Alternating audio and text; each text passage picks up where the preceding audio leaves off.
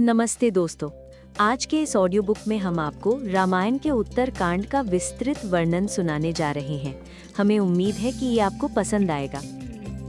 लौट कर आए राम, पर शांति नहीं, एक राजा की परीक्षा।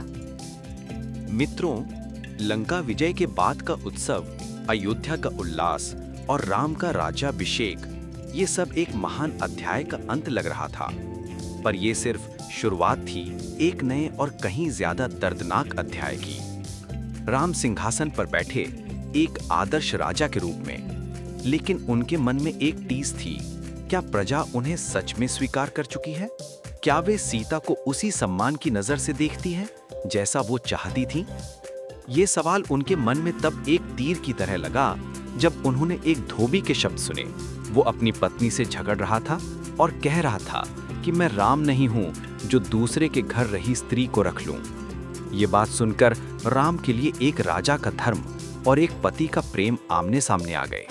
एक तरफ उनका सीता के प्रति अटूट प्रेम और विश्वास था, तो दूसरी तरफ उनकी प्रजा की नैतिकता और संदेह। राम जानते थे कि सीता पवित्र हैं, उन्होंने अग्नि परीक्षा दी थी, लेकिन एक राजा के लिए प्रजा की धारणा ही उसकी सबसे बड़ी जिम्मेदारी होती है।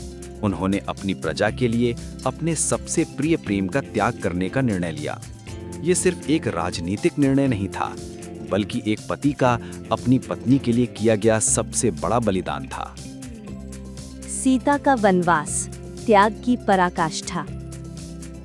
जब लक्ष्मण ने सीता को वन में छोड़ने की बात कही, तो सीता को गहरा आघात लगा। उन्होंने ये नहीं पूछा कि ऐसा क्यों, या क्या मैंने कोई गलती की है। वो सिर्फ शांत रहीं। उनके मौन में ही उनका सारा दर्द छिपा था।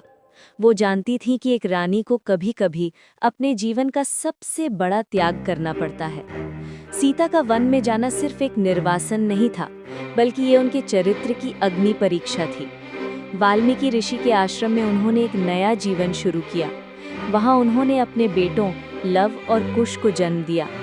उन्होंने उन्हें एक रानी की तरह नहीं, बल्कि एक साधारण माँ की तरह पाला। उन्हें वीरता, ज्ञान और धर्म की शिक्षा दी। लव और कुश को कभी ये नहीं बताया गया कि उनके पिता कौन हैं, लेकिन उनके रक्त में राम का शौर्य था। पुनर्मिलन का क्षण, पिता और पुत्रों का युद्ध। मित्रों, राम ने अयोध्या में अश्वमेध यज्ञ का आयोजन किया। ये यज्ञ एक राजा की शक्ति और सार्वभौमिकता का प्रतीक था। यज्ञ का घोड़ा पूरी पृथ्वी पर घूमता था, और जो भी राजा उसे रोकता था, उसे राम की सार्वभौमिकता को चुनौती देने वाला माना जाता था। वो घोड़ा अयोध्या से निकलकर जंगलों और राज्यों से होता हुआ वाल्मीकि ऋषि के आश्रम के पास पहुंचा। वहां वन में रहने वाले दो तेजस्वी बालक खेल रहे थे। ये थे लव और कुश। जब उन्होंने घोड़े पर लगी पट्टी पढ़ी, जिस पर लिखा था कि ये घोड़ा अयोध्या के महाराज राम का है, इसे रोकने का अर्थ है राम को युद्ध के लिए चुनौती देना, तो वे हंस पड़े। उन्हें पता नहीं था कि राम कौन है, लेकिन उनके हृदय में वीरता और क्षत्रिय धर्म का रक्त बह रहा था। उन्होंने कहा, हम इस घोड़े को रोकेंगे, देखते हैं कौन आता है हमसे लड़ने। घोड़े को रोकने की खबर जब अयोध्या पहुंची, तो राम की सेना पहले ये सोचकर आई कि ये दो बच्चे क्या ही कर लेंगे, लेकिन लव और कुश ने अपने छोटे धनुषों और वाल्मीकि ऋषि से सीखे हुए दिव्य शस्त्रों से पूरी सेना को हरा दिया। सेना के योद्धा घायल होकर वापस लौटे। ये सुनकर लक्ष्मण, राम के छोटे भाई, क्रोधित होकर गए, लेकिन लव और कुश ने उन्हें भी अपने बाणों से हरा दिया।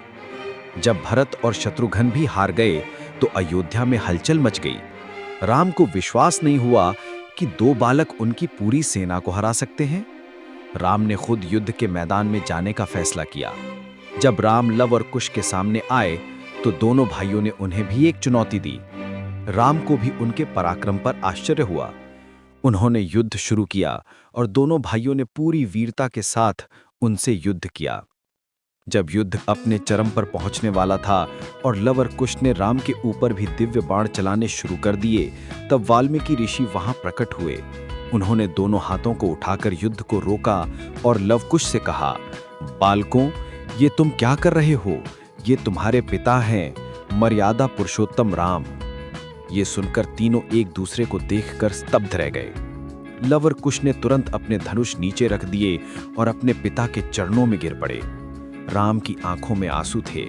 उन्होंने अपने बेटों को पहली बार देखा था और वो भी युद्ध के मैदान में।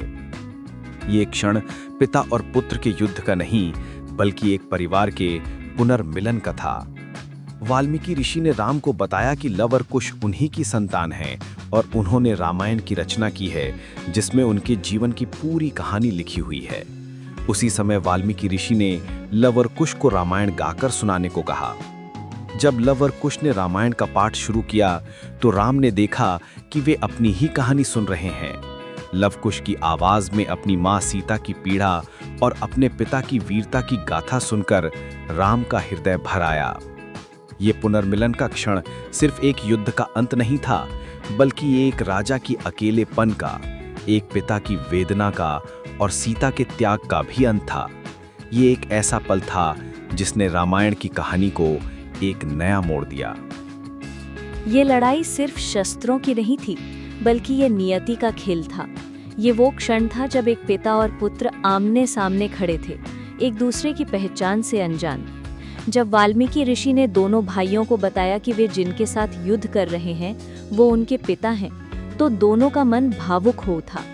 ये क्षण प्रेम, सम्मान और युद्ध का एक अद्भुत मिश्रण था। सीता का अंतिम निर्णय, धरती में समाना। राम ने सीता को अयोध्या लौटने का प्रस्ताव दिया, लेकिन शर्त ये थी कि उन्हें फिर से अपनी पवित्रता सिद्ध करनी होगी। सीता ने अपने जीवन में बहुत दर्द सहा था।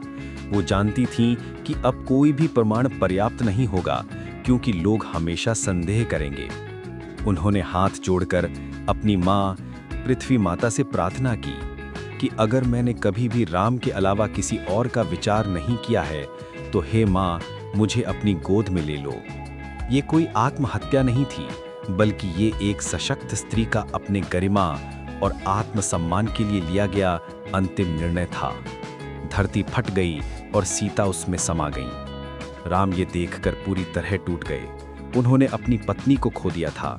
उन्होंने राजा का धर्म तो निभाया, लेकिन एक पति के रूप में वो अकेले रह गए। उत्तरकांड हमें सिखाता है कि जीवन में हर कहानी का सुखद अंत नहीं होता है। ये कहानी हमें कर्तव्य, बलिदान और नैतिक द्वंद्व की गहराई बताती है। ये बताती है कि एक राजा को अपने जीवन में कितने कठिन फैसले लेने पड़ते हैं और कैसे एक स्त्री अपने सम्मान के लिए सबसे बड़ा त्याग करती है। इस ऑडियो बुक को बनाने के लिए हमने विभिन्न ग्रंथों और इंटरनेट पर उपलब्ध जानकारियों का उपयोग किया है। हमने ये सुनिश्चित करने की कोशिश की है कि किसी की भी भावनाओं को ठेस न पहुंचे। यदि कोई त्रुटि हो तो हमें क्षमा करें। आज के लिए बस इतना ही। फिर मिलेंगे एक नई कहानी के साथ। अगर आपको ये कहानी अच्छी लगी हो तो वीडियो को लाइक करें और हमारे चैनल अस्तित्व के खोज को शेयर और सब्सक्राइब करना ना भूलें। आपका दिन शुभ हो। धन्यवाद।